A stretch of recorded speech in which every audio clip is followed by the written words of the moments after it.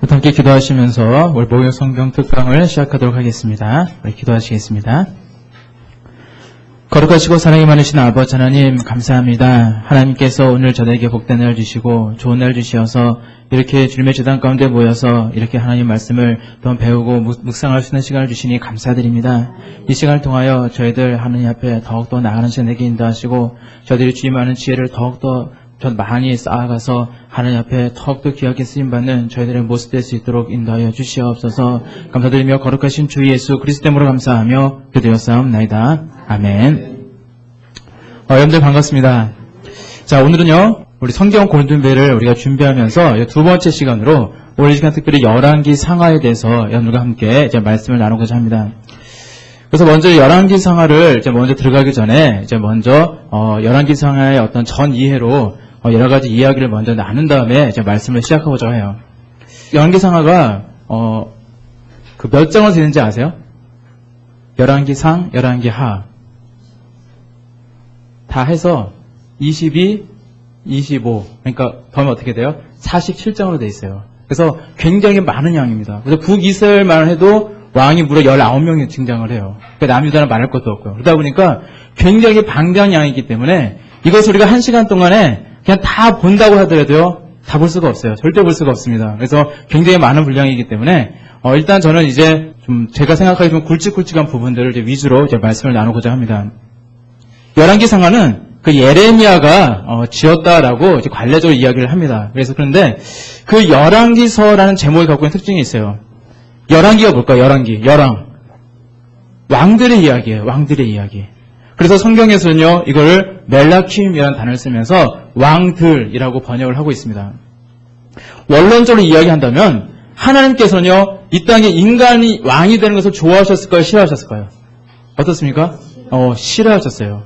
왜냐면요, 하나님이 바로 이스라엘의 왕이 되셨기 때문에 그래요. 하나님의 백성이고 우리 여호와 하나님께서 왕이신데, 그런데 그 백성들이요 자꾸 왕을 요구하거든요. 우리 사무엘상 그 말씀을 보시면은 거기서 보면 많은 말씀이 나오는데, 그 사무엘의 두 아들인 요엘과 아비야가 뇌물을 취하고 판결을 굳게 하고 막 그러니까 이 아버지처럼 사무엘처럼 괜찮겠는데 그렇지 않다 보니까 백성들은 더 불만이 가중되게 됩니다. 그러다 보니까 그 백성들이 주변 나라를 보게 돼요. 그러니까 열방들을 보니까 열방의 그 나라들은 왕이 있는데 전쟁에 나면 그 왕이요 사람들을 다 이끌고 가면서 군사들 이끌어가면서 앞에서 싸우거든요. 막 다스리는데 굉장히 좋아 보이거든요. 멋있어 보이거든요. 그러다 보니까 그게 굉장히 부러운 거예요.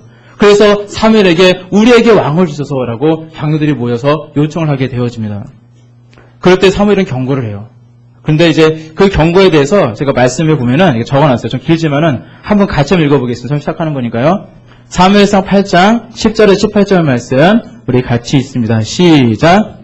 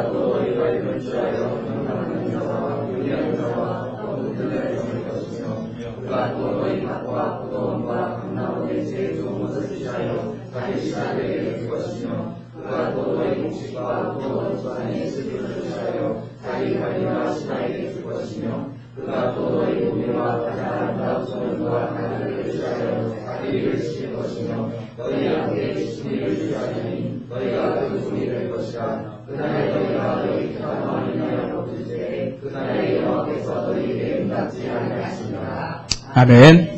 자, 한마디로 뭡니까? 이게 한마디로 요약하면 어떻게 돼요?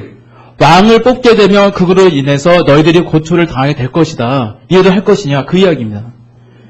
너희들이 나라의 왕을 뽑으면 다른 열방들의 그 왕들처럼 겉으로 보기에는 좋아 보이고 먹음직스럽고 뭔가 좀 근사해 보이지만은 사실 그 왕으로 인해서 너희들이 더욱더 힘들어질 것이다라는 것을 사무엘은 경고하고 있는 겁니다. 그리고 나중에 후회해도 다시는 돌이킬 수 없다라는 그런 이야기를 하게 되어집니다. 그래서 왕이라는 그 단어를요, 그 히브리어로 보면요, 그 멜렉이라는 단어를 써요. 멜렉. 근데 아주 재밌는 건 뭐냐면요, 여기 있는 요 몸이거든요. 이 몸을 위에다 찍게 되면요, 몰렉이 됩니다. 어떤 차이가 있냐면, 멜렉은 왕이지만, 몰렉은요, 어떤 그 괴물을 뜻해요, 괴물. 그러니까, 왕이라는 게 굉장히 근사해 보이지만요, 자칫 잘못하면은 이 왕이라는 존재는 괴물이 될 수밖에 없다는 거예요. 이스라엘 백성들을 위해서 있는 존재가 아니라 이스라엘 백성들을 잡아먹는 존재가 되어진다는 겁니다. 바로 그것을요, 사무엘 선지자는 이 이스라엘 백성들에게 경고하고 있는 겁니다. 그럼에도 불구하고요, 백성들은요, 그래도 좋습니다. 그래도 주십시오. 하면서 계속 요청하다 보니까, 그래서 하나님의 허락하에 이제 사울 왕을 초대 왕으로 이제 올리게 되어집니다. 그리고 오늘 보면 우리가 보고 있는 이 말씀, 열왕기상하 이 말씀은 제목처럼 이 왕들의 이야기예요. 이 안에는요, 하나님을 온전히 쫓았던 왕들의 이야기부터 시작해서 또한 중간에 변심했던 왕들의 이야기, 또한 이제 처음부터 악을 행했던 바알신을 섬기고 이방의 잡신을 섬겼던 그러한 왕들의 이야기까지 수많은 왕들의 이야기가 이제 기록이 되어 있습니다. 근데 이 열왕기상하의 결론이 어떻게 될까요? 처음에 시작이 잘못됐잖아요. 뭔가 왕을 뽑는 것 자체가 잘못되었는데 결론을 이야기한다면 뭐냐면 이 열왕기상하 이 이야기는요, 어떻게 해서 이스라엘 나라가 이 남과 북으로 갈라지게 되어지고 어떻게 해서 왜 어떤 이유 때문에 이 이스라엘이 멸망하게 되었는지 그 이야기를 우리에게 전해주고 있는 거예요. 물론 이 안에는요, 좋은 왕들도 있었습니다. 하나님께서 부강케 그런 경우도 있었어요. 하지만은 대다수의 왕들이 하나님을 온전히 쫓지 못하였고 우리의 참 왕은 하나님이신데 하나님이 아니라 자신의 이익과 자기의 권리를 쫓는 그런 모습들, 이방신들을 쫓는 그런 모습들을 또 보게 되어진다는 겁니다. 그래서 오늘 그 말씀을 준비하면서, 이 강의를 준비해서 생각했던 것이 무엇이냐면, 전체를 다 다룬다는 것은 불가능해요, 사실. 1시간 동안 아무리 막 다다들 하더라도 할 수도 없는 일이고, 그래서 어떤 생각을 했냐면, 우리가 큰 통 비유 많이 하잖아요. 통을 비유를 할 때, 이 통을 가득 채우기 위해서는 어떻게 합니까? 모래를 먼저 넣는 것이 아니라, 먼저 굵은 것, 바위를 먼저 넣고요. 그 다음에 자갈을 넣고, 막 흔들면 들어가잖아요. 그 다음에 모래를 넣습니다.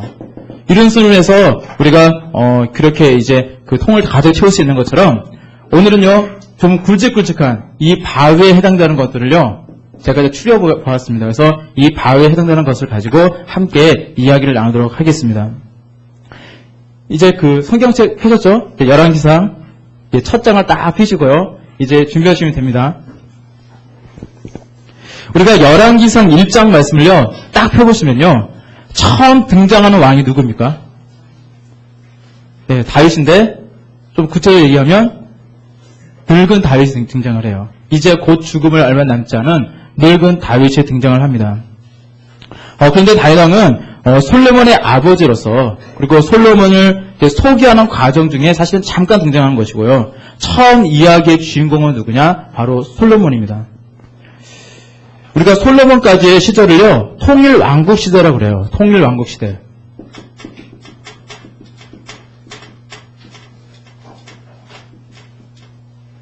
자, 통일왕국 시대라고 그러는데, 왜 그러냐면은, 이 이후로, 솔로몬 이후로 나라가 둘로 갈라지게 되어집니다. 그래서 이전까지 이스라엘이라 그러면은, 전체 이스라엘 이야기를 해요. 남과 북을 다 합한 전체 이스라엘 얘기하는데, 이제 솔로몬 이후로 이제 이스라엘이라고 이야기하면 북쪽 이스라엘 가리키는 겁니다. 성경 속에 보실 때 그걸 잘 보셔야 돼요.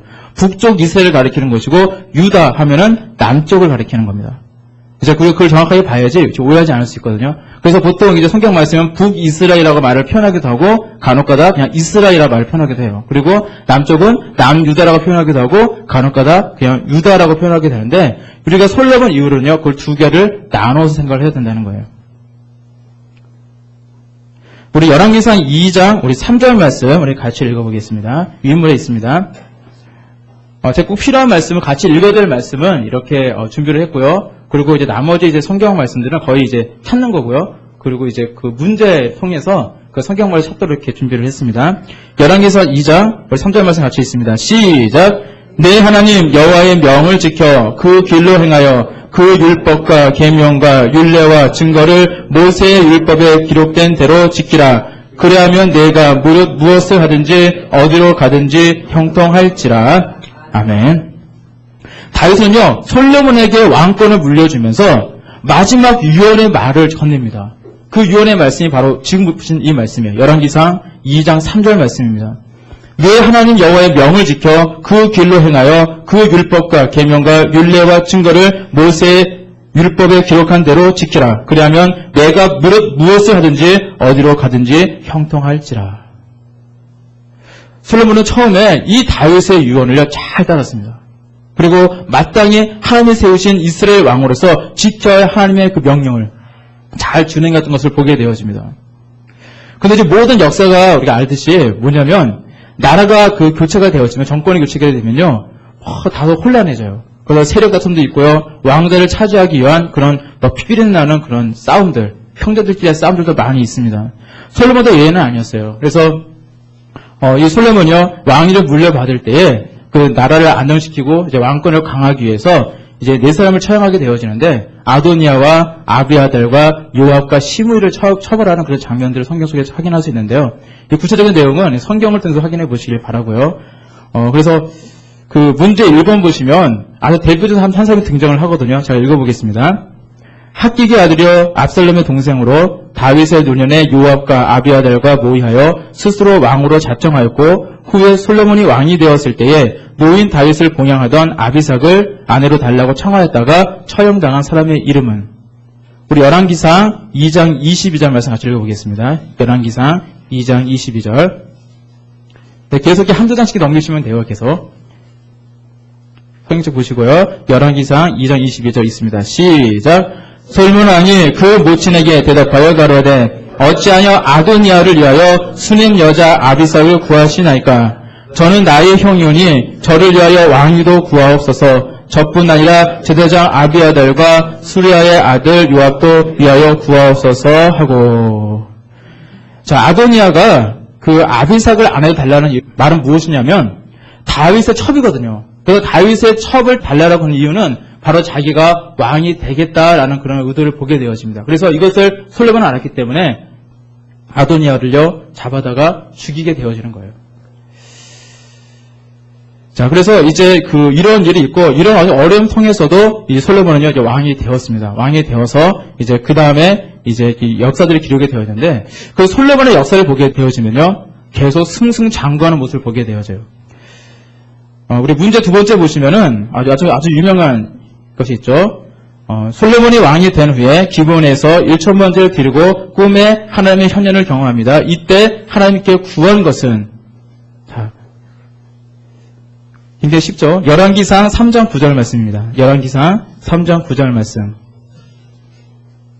열왕기상 3장 9절 말씀 함께 있습니다. 시작. 누가 주의 이 많은 백성을 재판할 수 있사오리까? 지혜로운 마음을 종에게 주사 주의 백성을 재판하여 선악을 분별하게 하옵소서. 아멘. 솔로몬이 구한 것이 무엇이었죠?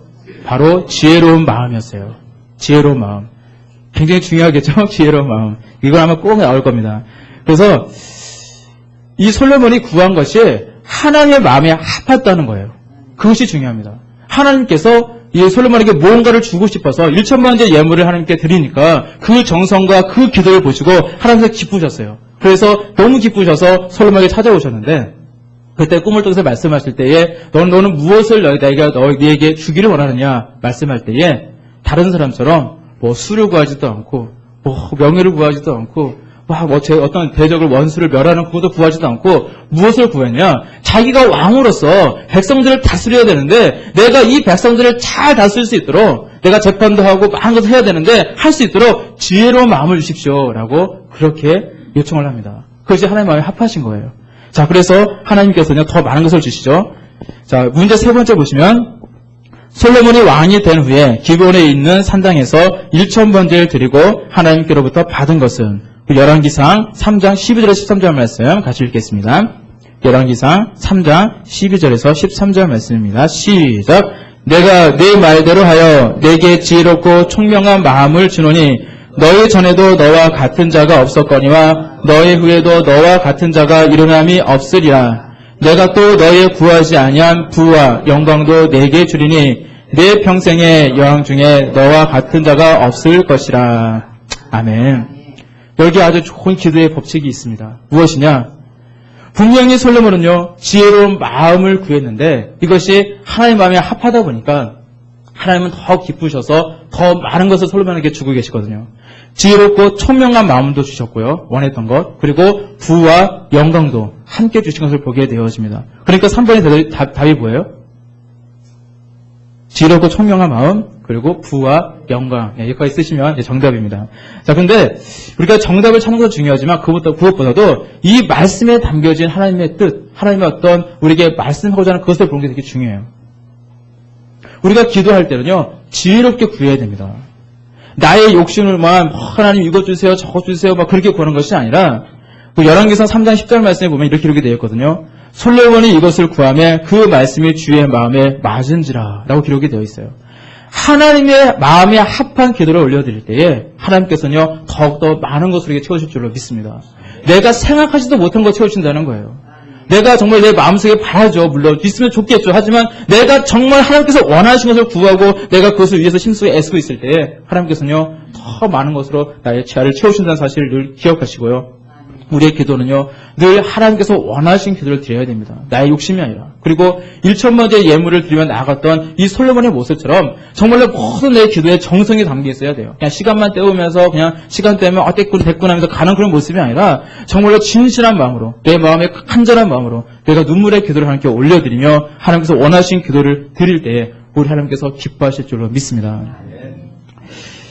자, 그리고 이제 솔로몬은요, 하나님께 놀라운 것을 받았죠. 지혜를 받았습니다. 그리고 솔로몬은요, 부도 받았고, 영광도 받았습니다. 이 모든 것을 받게 되니까, 솔로몬이요, 잘 됐잖아요. 그 인생이 잘 됐잖아요. 하나님께 응답 받았잖아요. 그랬더니, 이 솔로몬으로 인해서, 뭐가 잘 되느냐? 나라가 잘 되어져요. 백성들이 부강하게 되어지됩니다. 그리고 주변의 국가들이 점점점 솔로몬에게 다 이렇게 포섭되어지고, 점점점 강성해지는 이스라엘 나라가 되어진 것을 보게 되어집니다. 우리가 굉장히 중요한 원칙이거든요. 우리가요, 나라를 위해서 기도하잖아요. 그렇죠? 기도하시죠? 기도하시기 바랍니다. 지금 우리가 대통령 욕 많이 해요. 기독교인이든 기독교인이 아닌 분들은 욕 많이 하거든요, 사실요. 그런데 그분이 뭐 좋은 일을 하든 아니면 혹시나 뭐 실수를 하시든지 간에 중요한 것은요, 우리의 기도가 있어야 된다는 거예요. 왕이 잘 돼야죠.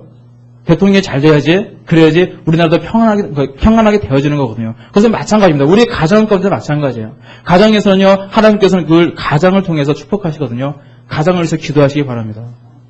교회적으로 얘기하면요, 교회는요, 우리 담임 목사님 계시는데 영의 어버이시잖아요. 우리 담임 목사님이 잘 되셔야 되거든요. 그래서 담임 목사님에 위해서 또 기도하시길 바랍니다. 하나님께서 세우신 지도자가 잘 되어지고 하나님께서 원하시는 모습이 되어질 때에, 그럴 때 그 함께는 모든 사람들까지 잘 되어지는 그런 축복이 있다는 거예요. 우리가 솔로몬의 이 역사를 통해서 우리가 그것을 보게 되어집니다. 우리 교회를 위해서 기도할 때에 어려운 가정들, 힘든 가정들 위해서 기도하는 것 중요합니다. 하셔야 돼요. 그리고 또한 잊지 마셔야 될 것은 각 기관장들, 또한 각 구역장들, 직분 받으신 분들, 그분들을 위해서 기도해 주시기 바랍니다. 또 기도하셨으면 또 그분들의 뜻이 정말 잘 펼쳐질 수 있도록 뭔가 열심히 하고자 할 때에 그분들이 뭔가 계획을 잡고 하나님께 기도하는 걸 뭐 했다고 하면은 정말 그것이 정말로 하나님 보시기에 안 되고 정말로 그 하나님을 뭐 대적하는 거 그런 거 아니면 옆에서 따라주시길 바랍니다. 그리고 위에서 기도해 주시길 바라요. 그런 모습이 되어질 때에 우리의 그 모든 기도와 우리의 모든 모습을 통해서 더욱더 큰 은혜와 복을 우리에게 허락해 주실 줄로 믿습니다. 자, 그리고 솔로몬은요, 아주 중요한 것인데요, 성전을 건축하게 되어집니다. 자, 그래서 솔로몬에 대해서 좀 잠시 얘기를 오래 하는 이유는 무엇이냐면, 솔로몬이 굉장히 중요한 부분이고, 잘 알고 있는 부분이기 때문에 그래요. 근데 성전 건축 부분은, 좀 꼼꼼하게 잘 보시길 바라고요. 자, 제가 몇 가지 문제를 잠깐 뽑았습니다. 문제 네 번째 한번 읽어볼게요. 솔로몬이 몇 년 동안 성전을 건축하였나요? 자, 열왕기상 6장 38절 말씀 같이 읽겠습니다. 열왕기상 6장 38절입니다. 열왕기상 6장 38절 말씀 함께 읽습니다. 시작! 제11년 9월 곧 8월에 그 설계와 식양대로 전에 다 피력되었으니 솔로몬이 전을 건축할 동안이 7년이었더라. 아멘. 자, 몇 년 동안 건축을 했다고요? 7년 동안 건축했습니다. 야, 꼭 나오겠죠? 자, 근데 이 7년 동안 성전을 건축하고 나서 이제 솔로몬은요, 자신이 가지고 있는 부와 지혜와 또는 영광이 있었잖아요. 그 모든 자기가 가지고 있는 것을 가지고 무엇을 또 하냐? 자신의 궁전을 이제 건축하기 시작해요. 그러니까 하나님의 전을 다 건축하고 난 뒤에 다 마친 다음에 그 다음에 자신의 궁을 이제 건축하게 되어지는데, 근데요, 자신의 궁을 건축할 때 시간이 얼마나 걸렸냐? 무려 13년이 걸렸습니다. 그러니까 성전을 건축할 때는 7년이었고요. 자신의 궁은 13년이 걸렸어요. 그리고 성전보다요, 무려 4배나 컸다고 그래요. 규모가. 그래서요, 이것에 대해서 부정적으로 보시는 분들이 간혹 있습니다. 근데요, 우리가 알아야 될 것은 무엇이냐? 내가 하나님께 먼저 최선을 다해 드리고자 할 때에 하나님께서는요, 나에게 상상도 하지 못할 그런 놀라운 축복을 또한 함께 하신다는 겁니다. 무언가 좀 솔로몬이 정말 잘 누리고 정말 덩덩거리고 정말 성전을 건축하고 이런 것이 잘못된 것이 아니에요. 하나님께 주시는 그 모든 것 안에서 이 모든 것을 행했습니다. 그리고 그 중요한 것은 무엇이냐? 먼저 하나님께 최선을 다해 드렸다는 거예요. 최선을 다해서 자기가 가지고 있는 학식과 경험과 자기가 가지고 있는 모든 것을 가지고 아름답게 하나님께 성전을 드리고 나서 그러고 나서 하나님께 주신 것을 가지고 자신이 누릴 수 있었다는 겁니다. 그것이 나쁜 것이 아니에요. 그리고 여러분들도요. 좋은 모든 그런 환경 그리고 모든 물질 그리고 많은 그 시간들 여유로운 시간들 많이 가지시길 바라고요. 인생을 살아가면서 좀 여유롭게 사시길 바랍니다. 하나님께 주신 그 분본들을 누리시길 바라시고 많은 것을 행하시길 바라요. 그런데 중요한 것은 무엇이냐? 하나님께 나아가는 것을 먼저 하시길 바랍니다. 하나님께 먼저 예배드리시고요. 그리고 하나님께 먼저 기도드리시고요. 내가 하나님께 나는 헌신하는 시간, 내가 섬기는 시간, 그 모든 것에 최선을 다하시길 바라고요. 그리고 나서 여러분들에게 주시는 그 놀라운 축복들을 누리며 살아가시길 바랍니다. 그것이 순서예요. 그런데 이 주객이 바뀌면 안 됩니다. 내 것이 먼저고 내 사업이 먼저고 내가 뭔가 추구한 것이 먼저고 그리고 나서 나중에 시간이 나오면 하나님 것을 하고 그것이 아니라는 거예요. 하나님 것을 먼저 하실 때에 우리 하나님께서는요 더 놀라운 것으로 우리에게 허락해 주실 줄로 믿습니다. 자, 그리고 이제 솔로몬이 성전을 이제 하나님께 이제 봉헌을 하게 되어집니다. 성전을 봉헌식을 하고 나서 하나님께서 이제 놀라운 약속을 해주시게 되거든요. 그게 열왕기상 9장 4절에서 5절 말씀인데요. 유인물에도 있어요. 유인물에도 이렇게 기록이 해놨습니다.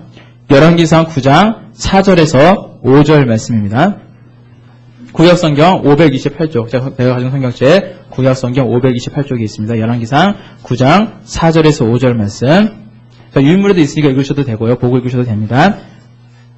자, 같이 읽겠습니다. 시작. 내가 만일 내 아비 다윗의 행함같이 마음을 온전히 하고 바르게 하여 내 앞에서 행하며 내가 네게 명한 대로 온갖 것을 순종하여 나의 법도와 율례를 지키면 내가 내 아비 다윗에게 하여 이르기를 이스라엘 위에 오를 사람이 내게서 끊어지지 아니하리라 한 대로 너의 이스라엘 왕위를 영원히 경고하게 하려니와. 아멘. 자, 이스라엘 위에 오를 사람이 내게서 끊어지지 아니하리라. 누가에게 한 약속입니까? 다윗에게 한 약속이거든요. 이것을 끝까지 지켜주시겠다는 겁니다. 무엇을 하면? 내가 내게 명한 것에 다 순종하면, 나의 뜻 안에 있으면, 내가 참 왕이신 여호와 하나님을 네가 경배하고 하나님을 최우선으로 살아가는 그런 인생이 되어진다면 이 모든 것을 허락해 주시겠다는 말씀입니다. 이것은요, 다윗의 유언과도 같은 말씀이에요. 다윗이 솔로몬에게 왕위를 다 물려주면서 그때 했던 그 말씀과 별말 다르지 않습니다. 하나님의 그 명령을 지키며 순종하기를 바라는 그 다윗의 그 마음, 그리고 하나님께서 솔로몬을 향한 그 마음은 사실 같았던 것을 보게 되어집니다. 그런데 솔로몬은요, 이 말씀을 끝까지 지켰습니까? 역사적으로 바라봤을 때 그렇지 못했다는 거예요. 안타깝게도 그렇지 못했습니다. 여기부터 문제가 발생하기 시작하는 거예요. 이스라엘의 진짜 왕은 하나님이거든요. 솔로몬이 아닙니다. 진짜 왕은 하나님이에요. 그런데 백성이 원해서 뽑아놨던 백성을 대표한다고 하는 그 왕이요, 왕이라고 하는 사람들이요, 진짜 왕이신 하나님을 섬기지 못하고 여호와 하나님을 배신하고 배반하게 되니까 문제가 거기부터 발생하게 되어지는 거예요. 그로 인해서 이 열왕기 상하, 이 말씀들이 이제 시작하게 되어지는 겁니다. 아까 말씀드렸잖아요. 열왕기 상하가 결과적으로 어떤 이야기라고요? 왜 이스라엘 백성들이 남과 북으로 나누어졌고 왜 멸망하게 되었는가? 그 원인에 대해서 말씀을 하고 있는 거거든요. 그리고 그 원인의 제공자가 누구였냐? 첫 시작이 솔로몬이었다는 거예요. 솔로몬이 하나님의 뜻 안에 있지 못했다는 겁니다. 그래서 그 솔로몬은요, 모든 지혜가 있었잖아요. 지혜가 있다 보니까 자신이 받은 그 지혜를 가지고 주변에 있는 그 국가들을 이제 자신의 그 속보를 삼기 위해서 어떤 것을 하겠냐? 전략 결혼을 하게 됩니다. 그러니까 사랑해서 결혼한 것이 아니라, 물론 이제 그 연인을 데리고 와서 사랑을 했어요. 근데 문제는 뭐냐? 그 전략 결혼을 해서 다 상대방의 그 나라의 그 딸들을 자기가 취하는 거예요. 그렇게 해서 그 나라가 독립하지 못하도록 그렇게 했다는 겁니다. 그래서 그 성경에 보면은요, 그로 인해서 700명이나 되는 후비, 그러니까 후궁들 이야기예요. 700명이나 되는 후비들이 있었고요, 무려 300명이나 되는 빈장, 첩들을 이야기하거든요. 그 300명이나 되는 첩들이 있다는 거예요. 그러니까 무려 1000명이에요. 그 많은 후빈과 그 빈장을 거느리는 그런 사람이 되었다는 겁니다. 근데 거기로부터 인해서 문제 생기는 거예요. 왜냐면요, 그들이 이방 사람들이기 때문에 이방에 있는 우상들을 가지고 오거든요. 그러다 보니까 그것을 허하게 되고, 자기가 여인을 사랑하다 보니까 그 여인을 사랑하니까 그 여인이 섬기는 그 바알신에 자기도 섬기게 되어지고, 바알을 위한 그 산당을 지어주기도 하고, 막 그렇게 하나님께서 원하지 않는 글들을 행하게 되어집니다. 그래서 열왕기사 11장 9절에 10절 말씀에 보니까 이렇게 기록이 되어 있습니다. 솔로몬이 마음을 돌이켜 이스라엘 하나님 여호와를 떠나므로 여호와께서 저에게 진노하시니라. 여호와께서 일찍이 2번이나 저에게 나타나시고 이 일에 대하여 명하사 다른 신을 쫓지 말라 하셨으나 저가 여호와의 명령을 지키지 않았으므로 라고 기록이 되어 있어요. 않았으므로 점점점. 뒤에 무슨 얘기인지 알겠죠? 우리 하나님 마음이 얼마나 안타까웠을까요? 하나님께서는요, 솔로몬에게 세상에서 누릴 수 있는 온갖 부귀와 그리고 영광과 지혜를 다 하셨습니다. 사실 우리가 그걸 다 받기를 원하잖아요. 일단 살아가면서. 기도 제목이잖아요. 이 모든 것을 다 주셨어요. 그런데 더욱 강성하게 하셨더니 솔로몬이요, 그 강성함으로 말미암아 하나님을 떠나는 인생이 되었다는 겁니다. 그래서 잘못되었을 때 우리 하나님의 사랑이 하나님이시기 때문에 또 기회를 주시고 또 기회를 주셨지만은 끝내 돌이키지 못해서 솔로몬도 멸망의 길로 가게 되었고, 또한 이스라엘도 이 솔로몬의 죄로 말미암아 남과 북으로 갈라지게 되었다는 겁니다. 우리는요, 그 이스라엘이 갈라졌을 때 생각할 때에 르호보암이 참 어리석었다는 이야기를 해요. 자, 솔로몬의 시대가 있었고요.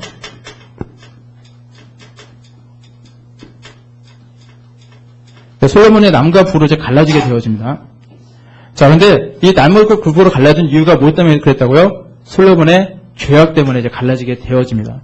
물론 르호보암이 굉장히 좀 어리석었어요. 남에는 이제 르호보암이 솔로몬이 죽게 되자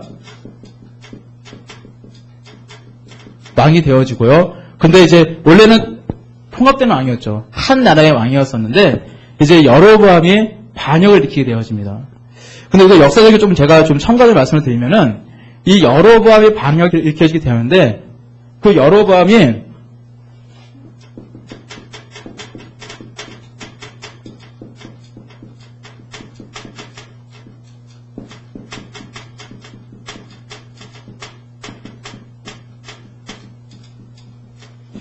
자, 보면 이렇게 나눠지게 되어져요. 근데 10개의 지파와 1개의 지파가 성경에서 이렇게 되어 있는데, 베냐민이 사실은 반으로 나눠져요. 그래서 이 남유다에는요, 이 1개 지파, 유다 지파를 이야기합니다. 유다 지파랑 베냐민 지파. 성경 속에 베냐민 지파가 거의 언급이 잘 안 돼 있어요. 그래서 제가 참고로 적어놨고요.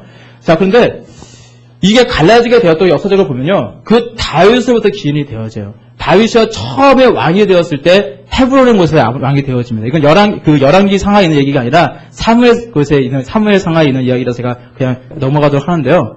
그때 헤브론에서 유다 지파 사람들이 모여서 왕으로 등극을 하게 되어지거든요. 사울이 죽게 되자 이제 왕으로 바로 등극이 되어지는데, 그때부터 어떤 일이 생겼냐면요, 그 사울의 가문과 싸우게 되어져요. 싸워서 이제 끝내 이제 다윗이 승리하게 되어지고, 이제 그리고 나서 10개의 지파들을요, 그 나라로 흡수하게 되어지고, 그리고 예루살렘에서 다시 이제 왕으로 다시 추대받고 등극하게 되어져요. 그게 다윗의 그 왕이 되는 과정이거든요. 그러다 보니까 과거부터 이 10개의 지파와 이 유다 지파는요, 서로 금의가 있었어요. 처음부터 금의가 있었습니다. 그런데 이제 이 모든 것이 이제 솔로몬의 어떤 그런 지혜와 통솔력으로 잘 장악되어 있었는데, 문제는요, 솔로몬이 죽게 되어지니까 이제 여로보암이라는 이 사람이 이제 문제를 발생하기 시작하는 거예요. 근데 어떤 일이 있었냐면은, 그 솔로몬이요, 그 성전을 몇 년 동안 건축했죠? 7년. 그리고 그 다음에 자기 궁전은요, 13년, 20년 동안 건축했잖아요. 근데 이게 보통 일이 아니거든요. 이거로 인해서요, 많은 백성들 세금도 막 갖다 바쳐야 되고요, 자기 직접 나가서 부역도 해야 되고, 굉장히 노동에 그렇게 굉장히 고역을 치러야만 했습니다. 하지만 솔로몬 왕이니까 가능했어요.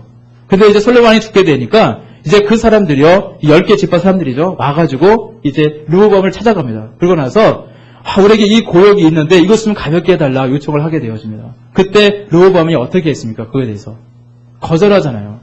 오늘 나이가 많은 그런 사람들에게 물었을 때는 이렇게 수용해라, 받아들여라 얘기를 했었는데, 자기가 함께 자라던 그 젊은 친구들에게 물어보니까 대접해라, 그러니까 막 비아냥거리면서 대접을 해버리잖아요. 그로 인해서 이제 여로보암이요 10개 지파와 함께 독립을 하게 되어집니다. 이로 인해서 남과 북이 갈라지게 되어집니다.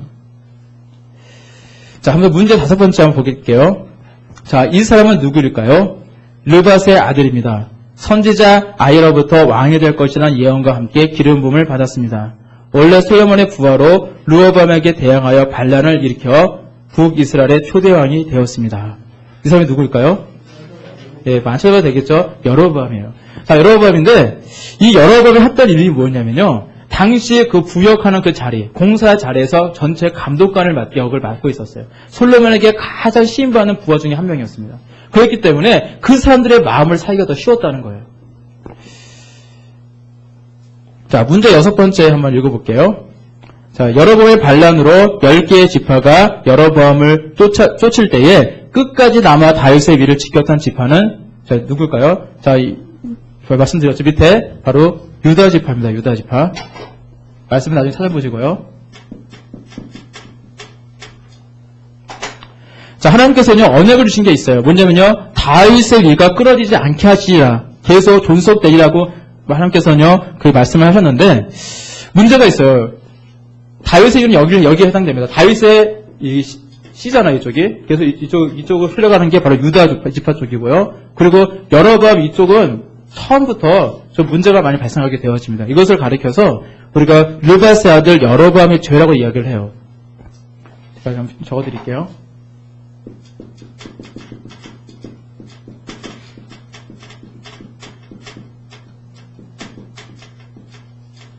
자, 왜 이 말씀을 드리냐면은 계속해서 이 북이스라엘은요, 이 르밧의 아들 여로보암의 죄에서요, 그 굴레에서요, 벗어나지를 못합니다. 계속해서 그것을 답습하게 되어져요. 자, 어떤 이야기가 있었냐면은 그 왕이 된 여로보암이요, 한 가지 걱정이 생기게 되었습니다. 무엇이냐면 그것은 자신을 쫓아왔던 사람들이요, 이제 여호와의 절기가 되면요, 이제 어디로 가게 되어집니까? 이스라엘 백성들이 성전으로 가야죠. 성전이 어디 있습니까? 남쪽에 있잖아요. 유다 쪽에 있잖아요. 유다 지파 쪽에 있잖아요. 그러다 보니까 예루살렘으로 사람들이 이제 가게 된단 말이에요. 그럼 예루살렘으로 가게 되어지면 그 사람들이 그곳에서 하나님께 경배하고 나면은 그 마음을 돌이켜서 우리가 나를 배신하면 어떡할까? 그런 걱정이 생기게 되어집니다. 그래서 무엇을 생각하냐? 그러면은 이 이스라엘 사람들이 유다 지파 쪽, 그 남유다로 가지 못하게 해야겠다라고 결심하게 되어서, 그래서 이 르밧의 아들 그 여로보암이요, 그 여러분의 죄라고 이야기하는 그것을 행하게 되어지는데요.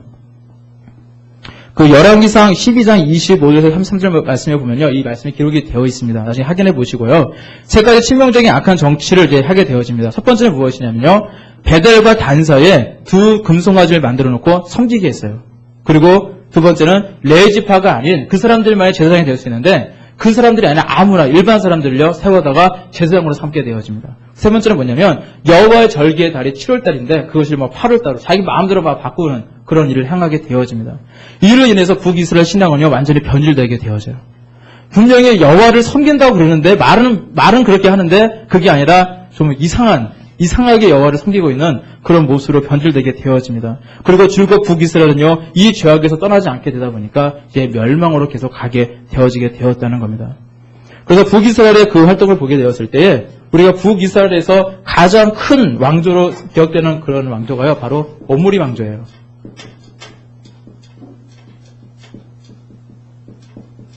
그 오므리 왕조에서 가장 유명한 사람은 여러분이 잘 아는 것처럼 아합.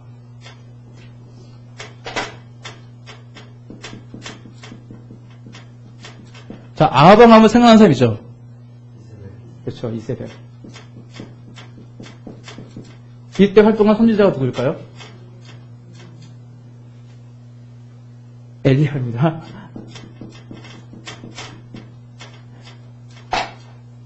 이 일화는 굉장히 많이 있습니다. 그래서 특별히 우리가 위대한 선지자 엘리야가 왜 저 시대에 활동을 했을까? 그것은 바로요, 오므리 왕조가 그만큼 부패한 왕조이기 때문에 그래요. 그래서 하나님께서 하실 일들이 굉장히 많았다는 것을 또 우리가 간접적으로 볼 수가 있습니다. 아합 왕 하면요, 우리가 기억하는 여자가 이세벨이잖아요. 근데 이 아합 왕 이야기가 그 성경에 보면 열왕기상에 보면 무려 7장이나 할애가 되어 있습니다. 그만큼 중요한 부분이에요. 그래서 여러분들이 성경 말씀을 읽으면서 이 부분을 좀 잘 보시길 바랍니다. 왜냐하면 성경에서도 굉장히 비중 있게 다루고 있습니다. 자, 근데 부기사는요, 처음부터 이제 잘못되었습니다. 굉장히 스타트도 잘못되었고, 아까 말씀드렸던 르바스 아들 여로보암의 죄악 속에서 계속 허덕이는 그런 모습을 보게 되어져요. 그러고 나서 이 5분의 왕조 이 시대에 왔을 때는 어떻게 되냐면요, 이때 이세벨이 그 바알신을, 바알 그 우상을 자기의 가지고 오게 돼요. 자기가 살던 곳에서. 근데 이 바알신을 어디까지 가져오게 되냐면요, 왕궁까지 가져옵니다, 왕궁.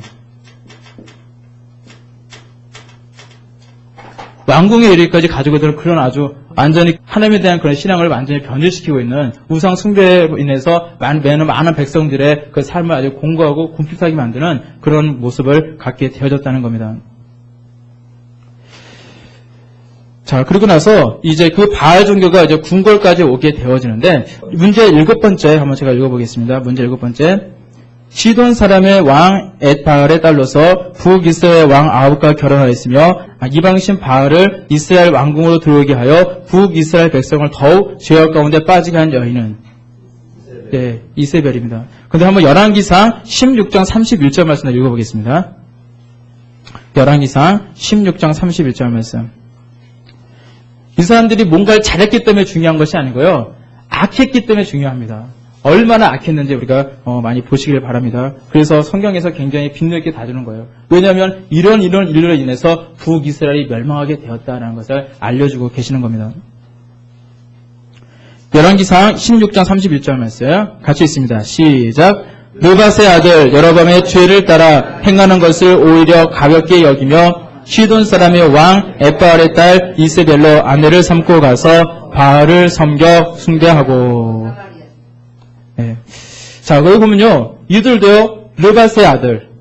자, 느밧의 아들, 그 여로보암의 죄악에서 그것을 벗어나지 않고요, 그것은 오히려 가볍게 여기고, 더 이세벨이 더 악한 일을 행했다라고 그렇게 말씀을 하고 있잖아요. 그래서 이 시대에 이제 등장한 선지자가 엘리야입니다. 그래서 엘리야와 이 아합 왕과 그 이세벨과의 그 관계에 있었던 일들을 한번 주목해서 보시길 바랍니다. 문제 8번 한번 읽어보고요, 제 말씀 더 나누도록 하겠습니다. 문제 8번. 엘리야가 아합에게 자신의 말이 없으면 수년 동안 비가 내리지 않을 것이라고 예언하고 잠시 숨었던 곳으로 하나님께서 까마귀를 명하여 먹을 것을 주어 먹게 하셨던 곳은, 자, 열왕기상 17장 3절 말씀이거든요. 열왕기상 17장 3절 말씀 같이 있습니다. 시작. 너는 여기서 떠나 동으로 가서 요다나 기린 시냇가에 숨고. 자, 근데 그 말씀을 보시면서 제가 문제를 이렇게 적어놨는데, 문제는요, 항상 약간 꼴수가 있습니다. 그러니까 뭐냐면은, 기린 시냇가가 나올 수도 있고, 까마귀가 나올 수도 있고, 그죠? 아니면은, 그곳에 갔던 예언자, 엘리야가 나올 수도 있고, 그거는요, 알 수가 없는 거예요. 그래서 문제 출제하다 보면은, 그 약간 빈도수를 좀 쉽게 한다 생각하면 이게 그대로 나올 거고요. 아니면 조금 이제 어렵게 생각한다면은 좀 다른, 물론 이 안에 있는 내용 중에서 나오게 될 겁니다. 아까 말씀드렸지만은 굵직굵직한 거를 제가 먼저 말씀을 드린다고 그랬잖아요. 그렇지만 그 공부 잘하는 친구들을 위해서 선생님들도, 학교 선생님들도요, 항상 좀 뜻밖의 문제를 잘 내요. 한두 문제, 많은 건 아니고 20문제를 내면요, 한 문제나 두 문제 정도는요, 공부 잘하는 친구들을 위해서 아주 모래알 같은 그런 좀 구석에 있는 그 문제를 내기도 합니다. 근데 물론 가급적 그런 문제를 내지는 않을 거예요. 왜냐하면 너무 광범위하기 때문에. 하지만 중요한 부분들은요, 이렇게 문제를 이렇게 많이 낼 겁니다. 자, 그리고 아주 중요한 거죠. 문제 9번에 보시면 갈멜산에서 엘리야와 싸웠던 바알의 선지자와 아세라의 선지자는 각각 몇 명입니까? 자, 이거 모르시면 없겠죠. 자, 열왕기상 18장 19절 말씀입니다. 열왕기상 18장 19절 말씀 여기 같이 있습니다. 시작.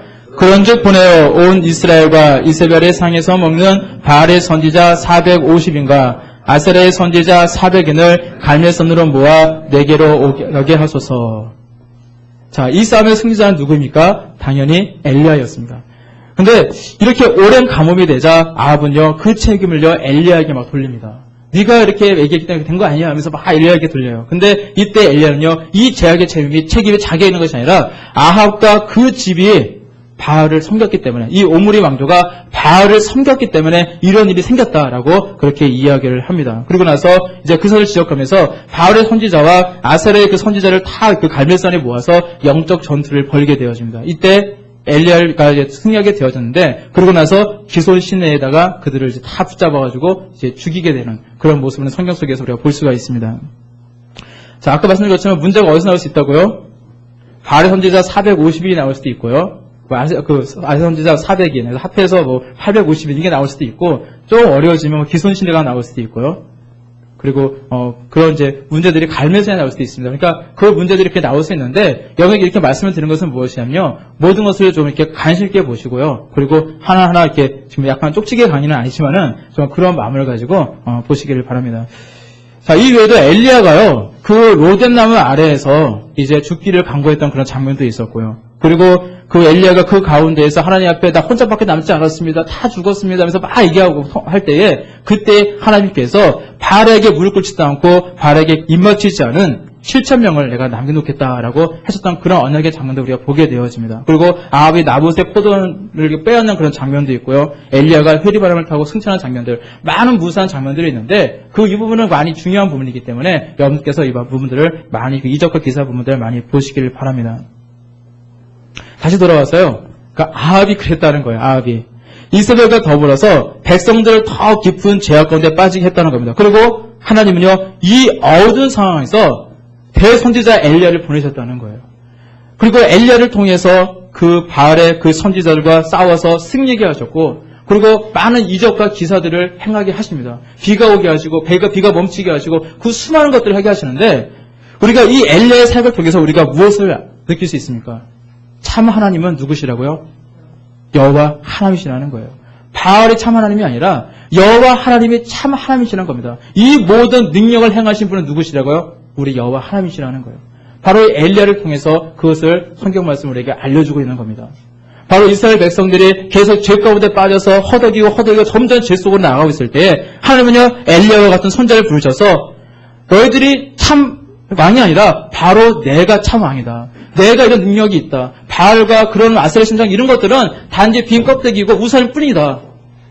그들은 아무것도 할 수 없는 존재다. 이런 것을요, 우리에게 알려주고 계신 겁니다. 우리가 그 의도를 잘 봐야 된다는 거예요. 그래서 이 부분이 중요하다라는 겁니다. 자, 그래서 엘리야가 바알의 그 선지자 450인과 아세라 선지자 400인과 더불어서 싸운다며요. 그리고 나서 모든 백성에게 그 싸울 때 그 모든 백성에게 외치지 않습니까? 너희가 어느 때까지 두 사이에서 머뭇 하려느냐? 여호와가 만일 하나님이면 그를 쫓고 만일 바알이 하나님이면 그를 쫓아라 라고 말씀을 합니다. 그리고 강하게 외치면서 분명한 믿음과 확실한 그런 믿음을 가져라 라고 그들에게 외치고 있는 것을 보게 되어집니다. 혹시 우리 중에 우리 마음속에 조금이라도 머뭇거리는 모습이 있지는 않습니까? 우리가 그걸 점검하기를 바라요. 우리 하나님께서는요, 머뭇거리는 신앙이 아니라 확실하게 우리 하나님을 붙드는 신앙을 기뻐하신 줄로 믿습니다. 그래서 그걸 기뻐하는 사실을 늘 기억하시고, 머뭇거리는 마음이 있다면, 이것이 하나님 보시기에 죄지 라고 깨달으시고 늘 분명하고 확실한 믿음으로 나아가시는 저와 여러분들의 모습 되시기를 바랍니다. 자, 문제 10번째 보겠습니다. 문제 10번째. 자, 선지자를 죽인 북이스라엘 만행을 지적하여 오직 자신밖에 안 남았다며 호소하는 엘리야에게 하나님께서는 이스라엘 가운데 바알에게 무릎 꿇지 아니하고 바알에게 입맞추지 아니한 사람 몇 명을 남기시겠다고 말씀하셨나요? 자, 양쳐도 되겠죠? 7,000명. 열왕기상 19장 18절 말씀을 확인해 보시면 되겠습니다. 자, 그리고 나서 이제 어떤 시대가 넘어가냐면요. 오므리 왕조가 지나게 된다면은 바로 그 예후 왕조가 들어오게 돼요. 자, 그럼 예후 왕조의 창시자는 누굴까요? 예후겠죠, 예후. 처음에 이제 세운 사람은. 자, 그런데 이제 굉장히 우리가 차이점을 알아야 될 건 뭐냐면요. 남유다와 북이스라엘의 차이점을 아셔야 돼요. 왕권이 교체되는 그 과정을. 남유다는요, 계속해서 그 다윗의 혈통을 통해서 계속 만리가 전수가 되어집니다. 근데 북이스라엘은요, 계속 중간전쟁 구테타가 있어요. 이때도 구테타가 있었고요. 이때도 구테타가 있었어요. 예후를 통해서 아합왕 이 식구들, 요람을 비롯한, 그리고 이제 이스라엘 당시에 이 이스라엘 남유다에서 그 인척한 게 있던 그 왕까지 다 죽임을 당하거든요. 항상 구테타를 통해서 계속해서 그렇게 바뀌고 있는 북이스라엘의 모습을 보게 되어져요. 왜냐면요, 정통성이 없기 때문에 그래요. 북이스라엘은 처음부터 여로보암도 왕족이 아니었고요. 그렇기 때문에 이런 사람들이 국가를 세우게 되어졌고, 다윗의 씨가 아닌, 하나님의 언약이 아닌 자신의 의지만 가지고, 자신의 욕심만 가지고 나라를 세웠기 때문에 그 일로 인해서 그 혈통이 없어요. 전통이 없어요. 그러다 보니까 계속해서 뭐 툭하면 이제 내가 왕이 돼야겠다 생각하는 사람들이 힘을 얻어서 쿠데타를 일으켜서 왕이 되어지고 또 왕이 되어지고 또 쿠데타가 나고 그런 역사가 반복되는 것을 우리가 보게 되어집니다. 자, 우리가 이런 시대, 특별히 이제 예후 왕조 때 어떠한 이제 선지자가 이제 활동을 하냐면요. 물론 이제 아합 왕 시절에도 있었는데 이때는요, 이제 엘리사가 이제 수면위로 나오는 그런 시대입니다. 그래서 엘리사는 잠깐만 이제 말씀을 하나 넘어가면요. 문제 11번 보시면요. 자, 엘리야는 무엇을 타고 승천하였나요? 자, 한번 찾아보겠습니다. 열왕기하 말씀이죠. 열왕기하 2장 11절 말씀입니다. 열왕기하 2장 11절 말씀.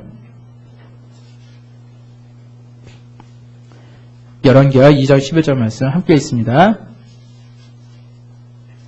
열왕기하 2장 11절 말씀 다 쓰셨죠? 다시 있습니다. 시작.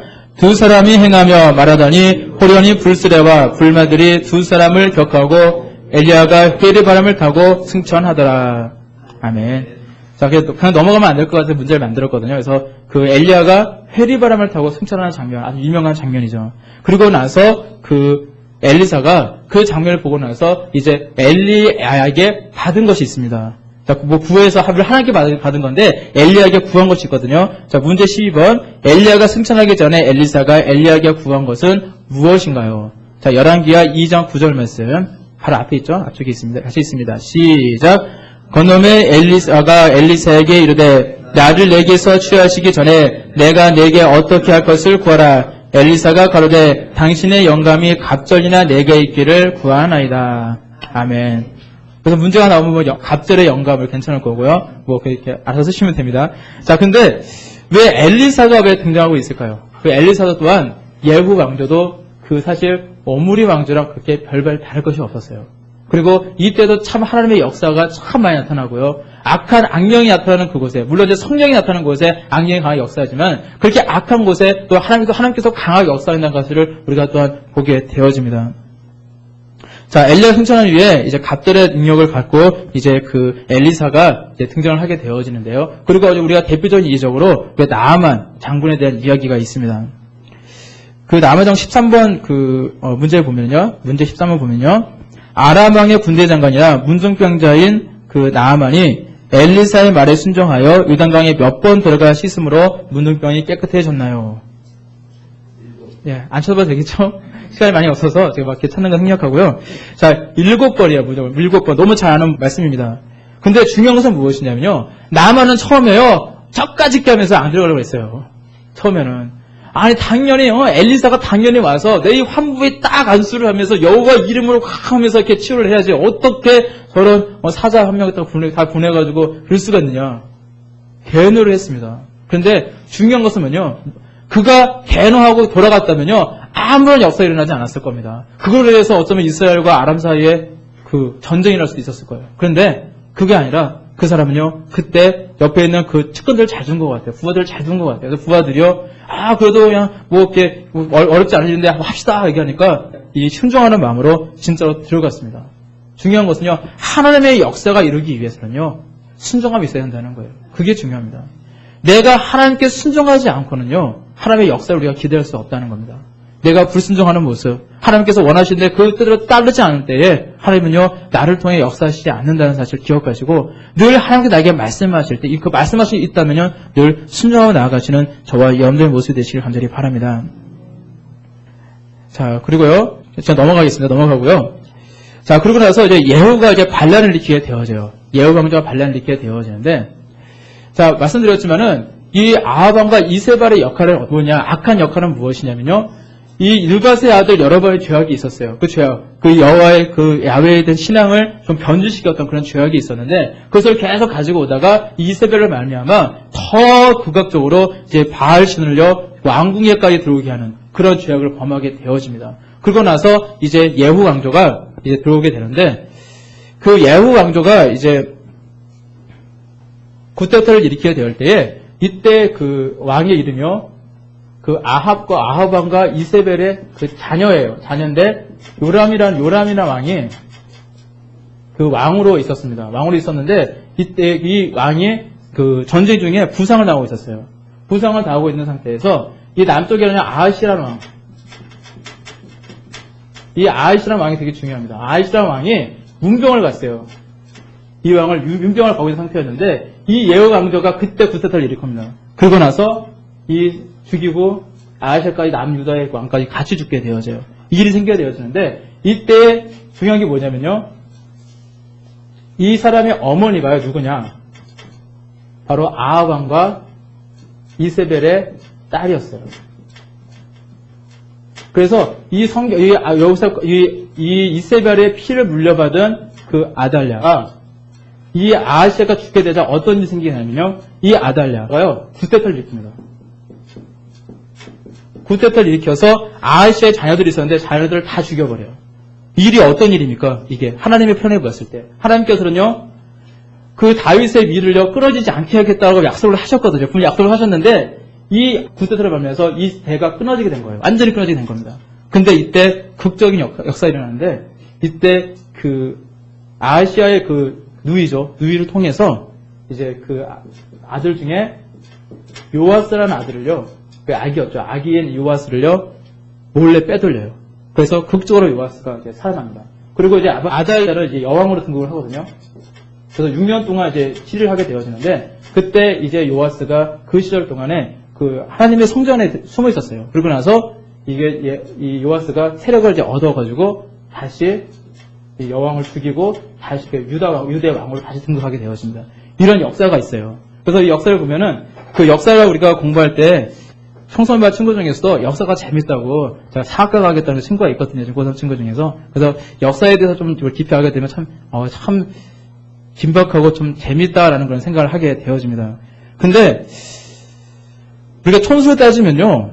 그 아시아가 요람을 방문한 건 잘못된 게 아니에요. 왜냐하면 자기에게는 외숙부잖아요. 외숙부. 그래서 당연히 그런 관계를 유지했던 것이고 그랬었는데 문제는요. 우리가 성경에서 보는 관점을 받을 게 무엇이냐면 느밧의 아들 여로보암의 죄가 이세벨일 때는 더 극악한 그 바알신 숭배로 더 넘어갔잖아요. 그리고 이 피를 물려받은 이 아달랴가 어떤 일을 행하냐면요. 하나님의 그 언약까지 완전히 없애려는 그런 하나님께서 다윗의 그 위를 계속 존속시키겠다. 그리고 그 등불을 꺼지지 않게 하셨다고 말씀하셨는데 그것마저도 꺼버리고 하는 아주 그런 죄악의 결과들을 낳을 수 있었다는 것을 우리가 보게 되어집니다. 그래서 이것을 보면서 어떤 생각을 하게 되냐면요. 그 가문에 흐르는 전통이 있거든요. 북이스라엘 흐르는 전통이 바로 그 느밧의 아들 여로보암의 죄악인데 이 죄악을요 끊어버리면 돼요. 사실은 내 때 끊어버리면 내 자식이 그래서 고통당하지 않습니다. 그런데 문제는요 내가 그것을 끊어버리지 못할 때 그 죄가 계속 존속되어질 때 그로 인해서 내 자녀들은요 더 고통좀 있게 되어진다는 거예요.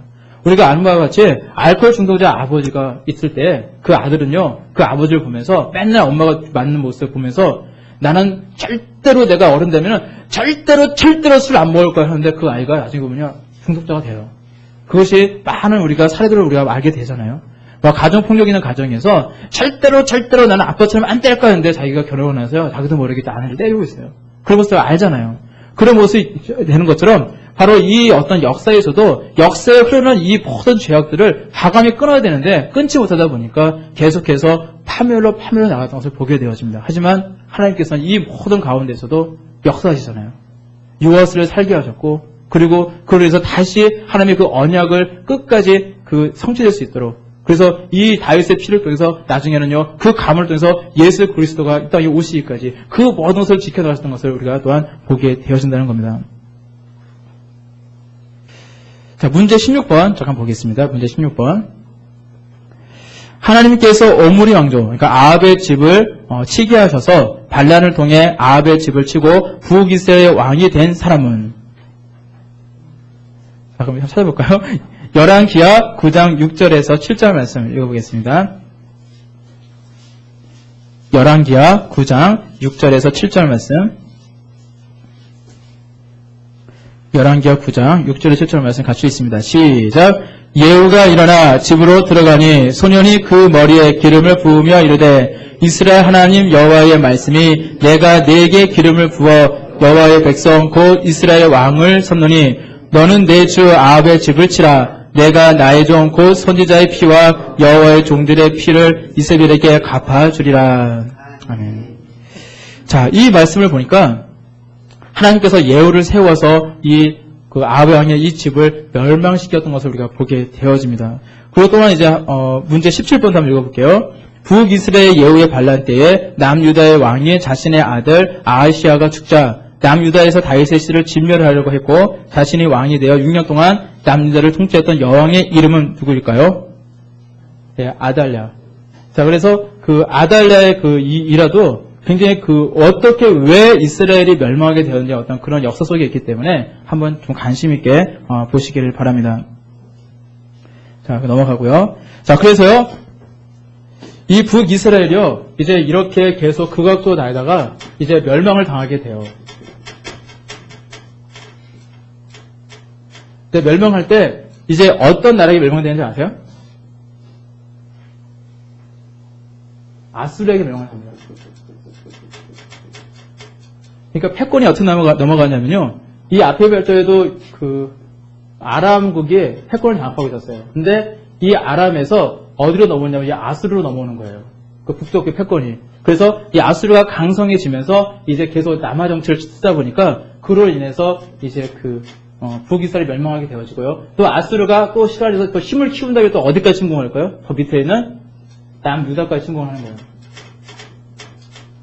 근데 이때 왕이 누구냐? 히스기야입니다. 그래서 이때 왕이 사넬림이고, 이 아수르의 왕은 사넬림이고, 그 다음에 남유다의 왕은 히스기야가 되거든요. 그래서 이제 히스기야와 이 사넬림의 역사를 볼 때에 왜 둘이 이렇게 대치되어졌고, 왜 어떻게 또 그 가운데 하나님께서 구원의 역사를 이루셨는가? 그것은요, 이런 역사적인 배경을 가지고 있습니다. 그래서 북이스라엘은요, 그로 인해서 멸망을 하게 되어져요. 바로 그 원인에 대해서 느바스의 아들 여로보암의 죄악에서 떠나지 않았기 때문에 그들은 멸망할 수밖에 없었다라고 성경 말씀을 우리에게 기록하고 있습니다. 제가 굉장히 많이 말하죠. 느바스의 아들 여로보암의 죄. 굉장히 얘기 많이 합니다. 다 이유가 있을 거예요. 근데 아수르는요, 뭐 어떤 특징이 있냐면요. 아수르는 어떤 나라를 이렇게 점령을 하잖아요. 그러면은 다른 나라의 사람들을요, 그쪽으로 이주를 시켜요. 서로 이렇게 교환하면서 이주를 시킵니다. 그래서 민족으로 혼합 정책을 썼어요. 그래서 그 나라가 가지고 있는 독특한 어떤 종교성, 그리고 어떤 문화, 민족성들을요, 그렇게 해서 교묘하게 없애는 그런 정책을 폈습니다. 그래서 자기들이 사실 다스리기 쉽잖아요. 그래서 그렇게 정책을 펴게 되었는데, 그래서 이 북이스라엘은 처음부터 출발부터 잘못되었지만은, 이로 인해서 서로 이렇게 민족 융합 정책으로 인해서 점점점 민족성을 잃게 되어져요. 그러고 나서 거의 이제 북이스라엘은요, 이제 사라지게 되어집니다. 그런데 이 사람들이 나중에 서로 모아져요. 서로 이방인들과 결혼을 하게 되잖아요. 그러다 보니까 피가 섞인 그 사람들이 모여서 사마리아 지역에서 살게 되어지는데 신약 성경에서 기록하고 있는 사마리아 사람들이 바로 그 사람들입니다. 그러니까 그때는 완전히 이제 북이스라엘의 어떤 그런 거 다 없어진 상태입니다. 그러고 나서 하나님께서는요, 그 바위석에 언약을 줬던 것처럼 계속해서 이게 북이스라엘 없어진 상태에서 그 남유다는요, 계속 존속하게 하셨는데 이 남유다도요, 이제 멸망하게 되어져요. 근데 우리가 히스기야의 그 사건을 보게 되어지면은 그 히스기야가 가졌던 그런 많은 그런 이야기들이 있습니다. 그래서 시간이 좀 지났기 때문에 제가 지금 말씀을 좀 깊이는 못 드릴 것 같은데요. 자, 근데 그냥 넘어갈게요. 넘어가고요. 문제를 확인해 보시기 바라고요. 자, 히스기야의 다음 왕이 누군지 아세요? 히스기야의 다음 왕. 자, 하나님께서는 완전히 멸망할 수밖에 없는 남유다를요, 히스기야의 기도를 통해서, 그들의 어떤 그 모습을 통해서 이제 구해주십니다. 그것을 이제 다시 회복시켜주는데, 히스기야는 하나님의 사람이었고, 하나님이 참 왕이라는 사실을 알고 있던 사람이었어요. 근데 그 히스기야가 아주 좀 아이러니한 것은, 히스기야가 생명을 15년 동안 연장을 받잖아요. 15년 연장을 받았는데, 그때 낳은 아들이 누구냐면 므낫세예요. 근데 그 므낫세는요, 히스기야와 달랐어요. 그 죄악이요, 얼마나 컸던지, 그 문제 22번 보시면요. 문제 22번. 그 악한 왕 므낫세 그의 아들 아몬 그 부분에 있죠. 문제 22번에 보면 히스기야의 아들로서 히스기야에게 이어 유다의 왕이 된 사람으로 우상을 섬기며 가증한 일과 악을 행함으로 하나님을 진노케 하여서 유다의 멸망을 가져오게 했던 사람은. 한번 읽어볼까요? 자, 열왕기하 21장 11절에서 12절 말씀입니다. 열왕기하 21장 11절에서 12절 말씀. 열왕기하 21장 11절에서 12절 말씀 있습니다. 시작. 유다 왕 므낫세가 이 가증한 일과 악을 행함이 그 전에 있던 아모리 사람의 행위보다 더욱 심하였고 또 그 우상으로 유다를 범죄케 하였도다. 그러므로 이스라엘 하나님 여호와가 말하노니 내가 이제 예루살렘과 유다의 재앙을 내리니 듣는 자마다 두 귀를 울리리라. 아멘. 자, 므낫세의 죄악으로 말미암아서 이제 하나님께서 남유다도 멸망시키고자 작정을 하십니다. 근데 그 이후에 이제 그 요시야 왕이라는 왕이 등극을 하거든요. 근데 그 요시야 왕은요, 굉장히 선한 사람이었어요. 하나님을 경외했던 사람이고, 그리고 그는요, 하나님의 그 율법책을, 그 성전을 고치다가 발견하였고, 그 하나님의 말씀을 읽으면서 가슴을 찢으면서 옷을 찢으면서 한탄하고, 하나님께서 원하시는 모습을 살고자 노력했던 사람이에요. 그런데 그 요시야 왕이요, 일찍 죽습니다. 전쟁에서 일찍 죽어요. 그것에 대해서 성경 말씀은 뭐라 말씀하시냐면은, 문제 23번, 제가 읽고요, 마치도록 하겠습니다. 문제 23번 보시면요. 다음에 소개하고 있는 사람은 누구일까요? 유다의 왕입니다. 8세 유다의 왕이 되었습니다. 전을 수료하는 중에 여호와의 전에서 율법책을 발견하였습니다. 하나님이 너무 사랑하셔서 그의 성전에 유다의 멸망을 지켜보는 아픔을 주지 않으려고 젊은 나이에 일찍 데려가셨습니다. 이 사람이 바로 요시야 왕입니다. 하나님께서는 요시야 왕을 사랑하셨기 때문에 일찍 데려가셨어요. 그래서 이 성경에서 이런 것을 보게 되어져요. 너무너무 사랑했기 때문에, 요시야 왕이 너무너무 잘했기 때문에, 이미 작성된 일이라서 므낫세의 죄악 때문에 그 남유다가 멸망한 것을 돌이키지는 하지만은 요시야 왕이 그 멸망하는 모습을 보면서 고통당하고 근심하고 정말로 그 고뇌 속에 있는 것을 원치 않으셨어요. 그래서 일찍 데려가셨다라고 성경 말씀은 기록을 하고 있습니다. 자, 그리고 이제 남유다는요, 이때 이제 패권이 어떻게 바뀌냐면요, 아수르가 멸망을 당해요. 누가 당하냐면요, 바벨론에서 멸망을 당합니다. 그리고 이 바벨론에 있어 남유다도요, 이제 멸망을 당하게 되어집니다. 그래서 이제 그러면서 열왕기 상하 이야기가 이제 맞춰지게 되어집니다. 그리고 잠깐 이제 말씀을 봤는데요, 제가 좀 시간이 많이 없어서 막 서두르러 막 넘어가고 잘못 말씀드리고 그랬었는데, 여러분들이 중요한 것은 무엇이냐면요, 제가 말씀드린 이 관점을 가지시고 한번 성경 말씀을 쭉 읽어보세요. 그러면요, 전에 읽었던 것보다 조금 쉽게 다가올 겁니다. 그래서 여기 기억하시고 또 열심히 읽으시고, 그리고 제가 지금 어떤 뼈대를 말씀드렸으니까 그 뼈대를 가지고 열심히 또 읽으시고 또 이제 말씀을 묵상하다 보면은 또 성경 특강에서 좋은 또 성적 더 거둘 수 있을 줄 믿습니다. 우리 기도하시겠습니다.